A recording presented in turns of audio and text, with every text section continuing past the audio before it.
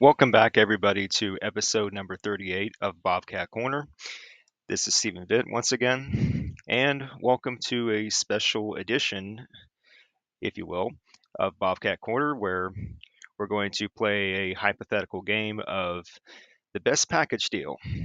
Now, this is just like I said, a hypothetical thing where we review scenarios about possible uh, expansion candidates for the Mid American Conference, as we've been discussing these last couple episodes, and particularly episode number 35 of Bobcat Corner, where I discussed where I believe that the Mid American Conference would be would be wise to expand further northeast.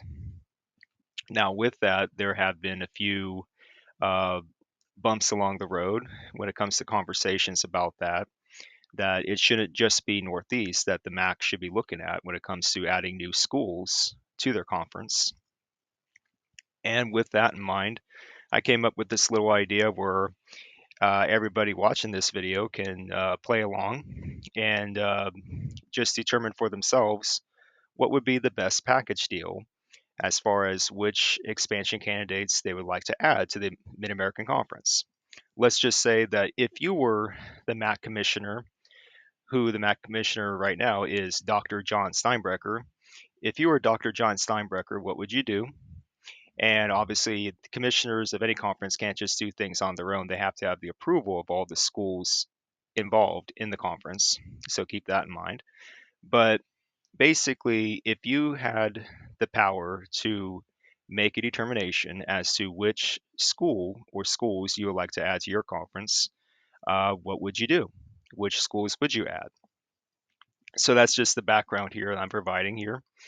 And I have spent some considerable time doing research, gathering up data points and well known facts about what's going on with these universities that you're going to be shown here in these graphics. And just to play along again with this theme. Now, obviously, you guys have heard, at least some of you guys have heard of that famous game show called Let's Make a Deal, where Monty Hall back in the day would present like numerous different doors for contestants to choose from, which door would be the best deal for them to take, so to speak. And that this is the base that I'm presenting here, the best package deal for the Mid American Conference. Now, before we get into this, I want to spend this time to just give a shout out to dalukes, another popular college football channel. Dalukes, he does a great job covering conference realignment related moves, and he breaks down certain facts and statistics about what's going on with universities and conferences. He does a great job. I've watched plenty of his videos, and he does a great job. So shout out to him. And if you guys happen to watch Deluxe, his content, please let him know that I gave him this shout out. It would really help me if someone like him were to come around and leave a comment on this video as well. So yeah, there's that. And also I'm gonna give another shout out to that college football guy, Bill. He's also featured here in this graphic. He, with the college football guy, that college football guy, he presented a very unique scenario, which I believe, in my opinion, is very possible. Very, it's very possible for it to happen, to unfold in the way that Bill described it. So I'm going to link both Deluxe video about the MAC, what should the MAC do, and that college football guy, Bill. AAC Implosion 2.0, will ESPN engineer the end of the American in 2031? Both of those are very interesting videos for you guys to check out when you have the time. So, with that in mind, let's just get right to it. Okay, so you see door number one, door number two, door number three, the best package deal. Okay, door number one, I'm going to present to you guys this package deal. What do we have behind door number one? Well, it would be the University of New Hampshire, the Wildcats, the University of Maine, the Black Bears, the Southern Illinois University, excuse me, Southern Illinois University, the Salukis, and the Southeast Missouri State Redhawks. That is door number one, and that is door number one. And I will present to you guys a little bit later here the overall statistics that I found on all of these schools, including what I just mentioned here in door number one. Now, the idea here is going back to what I mentioned on episode 35 of Bobcat Corner, where I had a strong theory behind why the MAC added UMass back to the conference. I truly believe, and I still have this belief even now, that the MAC would not add UMass if they had no intentions of further expanding up northeast. It's just a logical move for the conference to make. If you're going to add one, why wouldn't you add a second or a third? That's just it. You have to apply some sort of logic to this. And I know when you're talking about conference realignment, it's hard to get a pulse on logic. Let's just say that because you have certain conferences that are just nationwide. They're stretched out all over the place. Geography doesn't seem to matter all that much anymore. I get all that, but still, if you're making a conference from scratch, or if you're trying to build a conference, a good tip to consider would be to still be regional in some way and to still fill out your geographic footprint. And that's why I believe the MAC should go up northeast because it just makes sense, logically speaking. If you're going to add UMass, you got to add other schools along with it to bridge that gap, which I'm going to explain here later. Because University of New Hampshire and University of Maine, they foot the bill. They would come together as a package deal here. And I've heard a lot of good things about New Hampshire in particular. That New Hampshire, they play a good style of football. They've been historically good, at least lately. And it seems like, judging by the data that I've gathered, they seem to be a good fit. They seem to be ready, economically speaking, to make such a jump in the future. As far as Maine goes, I'm more skeptical about Maine. But here's the thing, if you're going to take New Hampshire, I've been hearing a lot of chatter that if you're going to take New Hampshire, you're going to have to consider taking Maine along with them as well, that they're tied to the hip. So it's almost impossible to take New Hampshire and not take Maine. So with that in mind, this is why I came up with this package deal, because New Hampshire and Maine, they go together. Southern Illinois, let's go to them. The Salukis, they are one of those Illinois schools that people have been considering as expansion candidate for any conference in the G6, G whatever number conferences. And the Salukis, they have a decent history of football, although not winning football most of the time. But they are a school in the state of Illinois, which is what the MAC just lost in Northern Illinois. And I do think it would be fitting to add Southern Illinois to the MAC. I do think Southern Illinois would fit the geographic footprint of the MAC, and it ensures that you get back into the state of Illinois. And it does fulfill a point that Bill, that college football guy, has been saying. You have to get back into the central time zone, which now I agree, definitely agree with. And the Salukis would fit that bill. They would. At least you get something in Illinois. And now we switch over to Southeast Missouri State Redhawks. A little bit puzzling, to be honest with you, as to why Southeast Missouri State is being considered as an expansion candidate. I mean, I got nothing against them. And when you gather up the stats, the data, the particular amounts of data that you gather here on Southeast Missouri State, which I will show later, they don't seem to be doing that bad. Statistically speaking, they don't seem to be doing that bad. So Southeast Missouri State Redhawks, got to consider them. Now that's door number one. That's that package of 4 teams. Door number two. Now, door number two is very much interesting. It's very much interesting because a couple of which I have already mentioned before back on episode 35. And you notice them right away.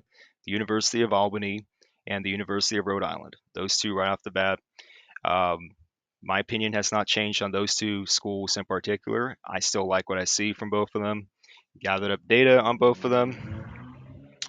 Excuse me for the background noise. I've gathered data on them and they both check out. I mean, decent enough numbers to consider. And particularly Rhode Island, they didn't do too bad when gathering up the data on them.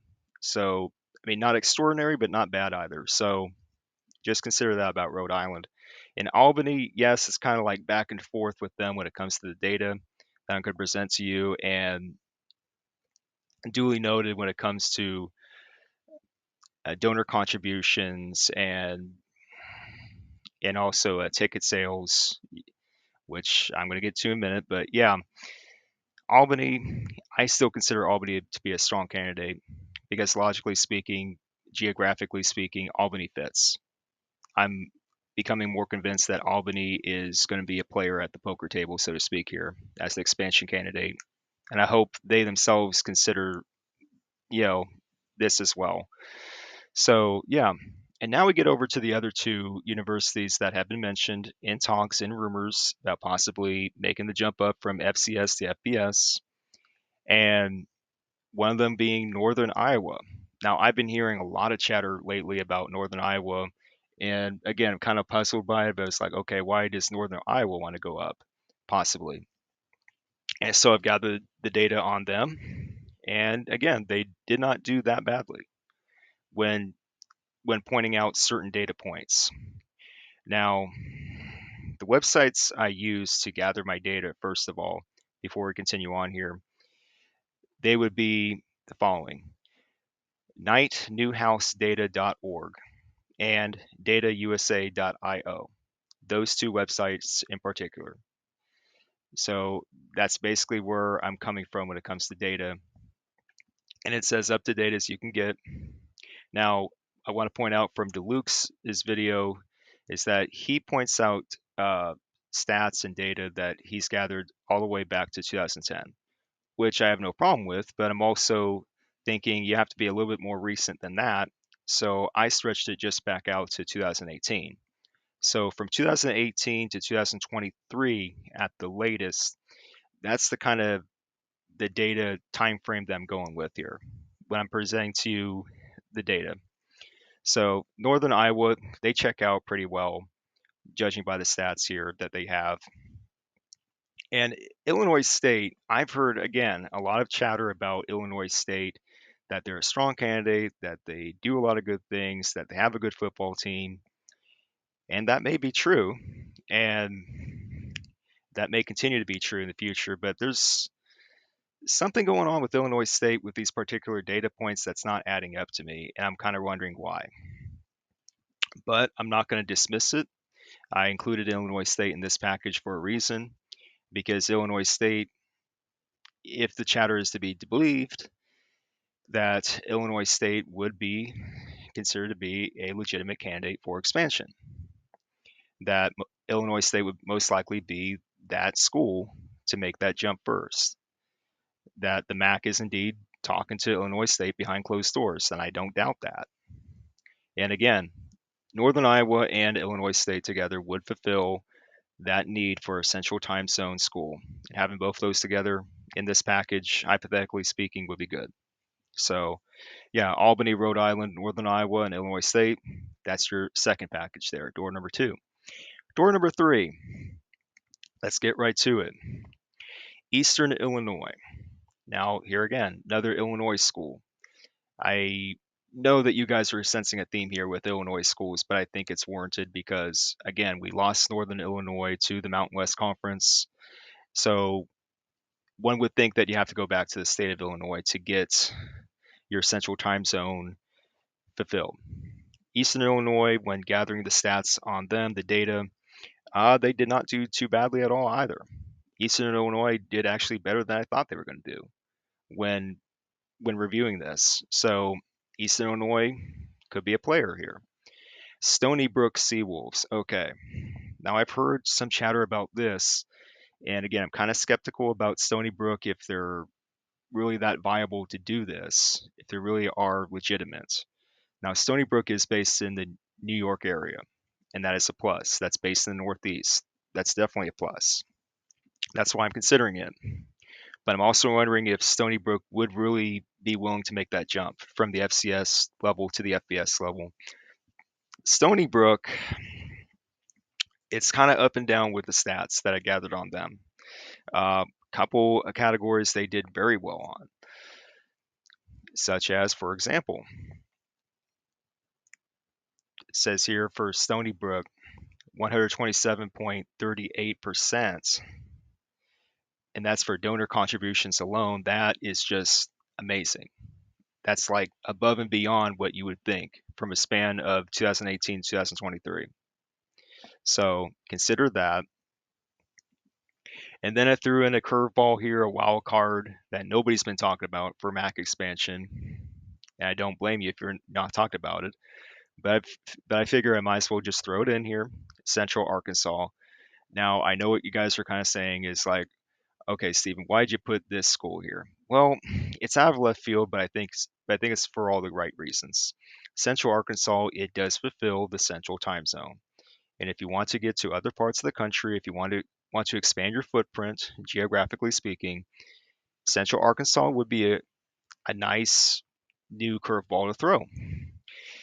So you want to stretch out, you want to stretch out where you're going as a conference. Central Arkansas would be a good fit, maybe, especially if you're going to add a couple more schools around that.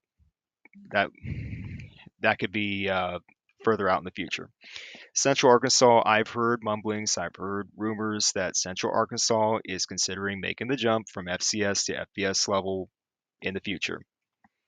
And also the chatter is that Conference USA would probably be most likely fit for Central Arkansas should that happen. But for this conversation, would they fit in the MAC? Yeah. If you can accommodate them enough, yes. And Central Arkansas, gathering up the data on them, did not do too bad. Um, Up and down a little bit, but donor contributions and institutional government support. That's going to be a big one that I pointed out here. That's a category that needs to be considered because you got to have the backing of institutions and you got to have the backing of your local and state government. I will explain this in a minute. So, yeah, Central Arkansas, they did fairly well in gathering up data. And finally, Eastern Kentucky. Now, this seems to be a popular pick for expansion for making the jump up from FCS to FBS. Eastern Kentucky, they supposedly have a really good following, fan following, attending their games and seem to have a good tradition of winning games down in the FCS level. And the only thing about Eastern Kentucky that I will point out here is that when it comes to endowment, and yes, I'm not going to put a lot of weight on that in particular because that's a broad university wide thing that's not tied to athletics specifically, but it is something I'm going to take note of. Endowment. When looking up the endowment for Eastern Kentucky, I wasn't able to get anything clear on that. But for every other category, when gathering up data on them, Eastern Kentucky did so much better than I thought they were going to do. So much better. So that definitely surprised me in a good way about Eastern Kentucky. Uh, so yeah, that those are your three doors here. So which one would you want to take? And let's just point out certain things that I'm going to share with you here from newhousedata.org and datausa.io, combining those data points. So let's just check this out here. Endowment, corporate sponsorships and ads, donor contributions, ticket sales, and institutional/government support. Those are particularly the data points that I gathered that I consider to be important when evaluating these schools. This is specifically where the money comes from. How do these schools get their money? These are the 4 points that I'm uh, focused in on. So just bear with me here. Now, in a minute, I'm going to reveal the other part of this, another graphic here, so that it can clearly show you what's going on here. Endowment figures, they're not tied specifically to athletics, like I said. The athletics budgets for all these schools is going to be way different than the endowment. But I just want to give you guys a basic illustration, a basic backdrop of what these schools are dealing with when it comes to managing their finances. That's the only reason why I mentioned endowment. So it is noteworthy, but don't put too much weight on that when it comes to endowment. Anyway, but these other four data points, corporate sponsorships and ads, that's important because you got to know how you're going to get revenue generated from corporate sponsorship, advertising, licensing. That goes hand in hand with the games that you promote when you're getting on networks like ESPN or what have you.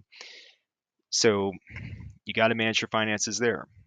Donor contributions, and not just boosters, but anywhere else. You got to have your sources for donations and just getting financial support in that way. That's the second part of this. Third part of this is ticket sales. That's pretty straightforward. Ticket sales is what you would get for home games, how many fans are actually turning out to see your team play. That's an obvious category that should be included here. And then institutional slash government support, that is more of a big deal than some of you guys might think. Now, if you don't have the support of your local slash state government, there's a good chance you're going to struggle to get help. So I do think that should be included in this whole package when it comes to evaluating these schools. So the separate in that 1, 2, 3, 4 and above is the endowment. So I will give you guys links to what I've been able to find so far, and you can evaluate them in your own spare time. And let's just reveal the other graphic that I made here as far as the back back half of the video here. And now key points to consider. Let's really wrap this thing up. Key points to consider here. Western Kentucky, Middle Tennessee State, etc., they may not be available. Now, I would like for them to be available. As a MAC fan, I'd truly welcome Western Kentucky and Middle Tennessee into the MAC if it was still possible to get them. But here's the thing, I'm becoming more and more convinced that it's just not going to happen with those schools in particular. I think that ship has sailed. Just my opinion, of course, but I think that ship has sailed on Western Kentucky and Middle Tennessee, and I think they're more inclined to either stay in Conference USA or move to a conference like the Sun Belt. Either way. So they may not be available. It's a good possibility that they just won't be available. Number two, what if the MAC can't get Delaware slash Missouri State? Now, I've heard stuff about this as well, where it's like, okay, Delaware and Missouri State, they're committed to joining Conference USA in a couple years, but it's not totally set in stone. Verbal commitment announcing that. Now, I'm not taking that off the table. It's certainly a possibility that these schools can change their minds and go like, okay, maybe we'll join the MAC after all. I'm not dismissing that, but there is a strong possibility again that the MAC simply cannot get Delaware nor Missouri State. So I have to consider that, and I hope you guys consider that as well. Number three, this is a big one for me. You need to bridge the travel gap in the Northeast. Keep UMass and Buffalo happy. I mentioned this back in episode 35. You can go back and watch that to review it. And I put it in bold. You need to bridge the travel gap in the Northeast. I don't think it's optional at this point. I think it's a must. I think the MAC tipped their hand when they added UMass back into the fold. I think they signaled to everybody else, yeah, we're going to go up Northeast again for expansion in the future. I think that's exactly what it means. So you need to get at least one school up Northeast from the FCS to join the MAC in order to keep UMass around and in order to keep Buffalo around. You got to do it. That's why I'm so high on schools like Albany and Rhode Island. Number four, you need at least one school in the Central Time Zone. that goes back to the point that college football guy made. And Bill, shout out to you again, man. You made a great point, made a great convincing point here about Central Time Zone. So ESPN will give you a better media deal payout. I'm pretty sure ESPN officials there, they're already telling MAC officials, hey, you got to get back to the Central Time Zone if you want a bump up in your pay. I'm pretty sure that's what it is. Because when the media deal for the MAC expires in a couple of years, they got to present something to ESPN. They got to present something suitable. They got to present something that's really attainable. And without a Central Time Zone school involved, it's going to be really difficult to drive the price up. So you got to go back to the Central Time Zone somewhere, even if it's way out in Central Arkansas, as crazy as that may sound. But also Northern Iowa, I am warming up to that. Any of the Illinois schools, I'd be okay with that too. Southeast Missouri State, even. So we'll just see. And lastly, number 5, Dayton slash Youngstown State. I say no, a hard no. That's going to get a hard no from me, guys, because first of all, look, I'm an Ohioan. I've spent most of my life in the state of Ohio. I love Ohio schools. I love Ohio sports. Don't get me wrong. But here's the thing, the Mid American Conference, the MAC, they have 6 schools in the state of Ohio already. We don't need any more schools in the state of Ohio for expansion. I think that'd be a bad move. I think that would be wasting our time if we added any more Ohio schools. We can't just be known as an quote unquote Ohio bus conference. We can't keep doing that because that's part of the reason why we're in this position right now as a conference. Dayton, definitely not, because they're a Pioneer League school and they have certain things about scholarships that they just don't do. You definitely got to take Dayton off the table. Youngstown State, that's neither here nor there. Youngstown State has a good tradition, but I just would not consider it. Geographically speaking, it's just not good because you already have Akron and Kent State in the MAC as well. And unless you want to kick Akron and or Kent State out of the MAC in return, then I can't see justifying the move of adding Youngstown State into the mix. I just don't. So that's that. And that's a hint of a future episode about Akron slash Kent State that I'm going to talk about, that they're just really holding down the league right now.